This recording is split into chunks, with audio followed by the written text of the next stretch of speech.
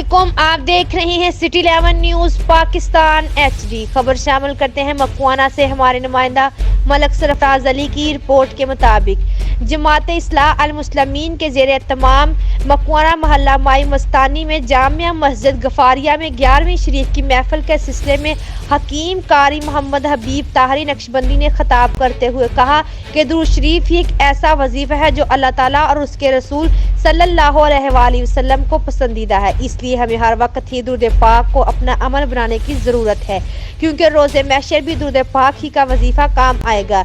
इस मौका पर कारी मंशा ताहरी, कारी अमीर अली ताहरी, अरशाद अहमद ताहरी, बलाल ताहरी, अमरान ताहरी, जाकर ताहरी और दीगर ने भी कसीर तादाद में शिरकत की। ताज़ा तरीन अपडेट्स के लिए देखते रहिए सिटी 11 न्यूज़ पाकिस्तान HD।